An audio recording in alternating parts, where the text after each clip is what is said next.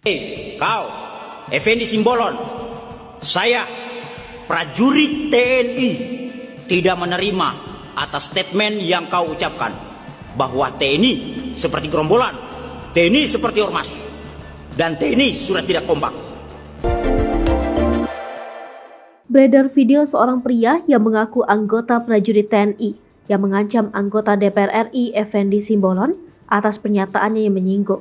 Kini telah viral dan tersebar di media sosial. Pernyataan sebut TNI mirip gerombolan dan ormas dari politisi PDI Perjuangan yang dilontarkannya di ruang rapat DPR saat menanyakan beberapa hal kepada Panglima TNI Jenderal Andika Perkasa. Hal itu mendapat respon dari seorang pria yang mengaku anggota prajurit TNI yang merasa tidak terima dengan pernyataan kontroversial dari Effendi Simbolon. Ia mengklaim bahwa TNI masih kompak dan mengecam tuduhan tersebut dengan menuding bahwa Effendi Simbolon telah mempermalukan Sang Panglima TNI Jenderal Andika Perkasa dan Kasat Jenderal Dudung Abdurrahman. Dalam akun tersebut, pria yang mengaku sebagai prajurit TNI itu berpenampilan rapi dan rambut setengah cepak pada sisi kiri dan kanan. Sementara rambut bagian tengah cukup tebal.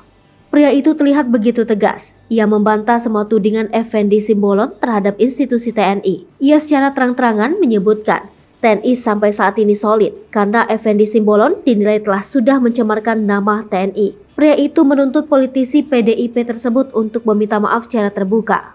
Diketahui pernyataan dari Effendi Simbolon terkait TNI itu disampaikannya saat rapat dengan pendapat Komisi 1 DPR RI dengan Kemenhan dan TNI, Senayan, Jakarta, Senin 5 September 2022. Saat itu petinggi TNI dari Panglima hingga seluruh Kepala Staf Angkatan hadir kecuali Kepala Staf Angkatan Darat. Bukan pertama kali penampilan dua jenderal itu terlihat tidak bersama. Atas dasar itu, muncul isu bahwa kedua jenderal tersebut tidak akur dan tidak harmonis. Ketidakhadiran Kasat Jenderal Dudung Abdurrahman inilah kemudian menyulut Effendi Simbolon melontarkan kritikannya terhadap TNI.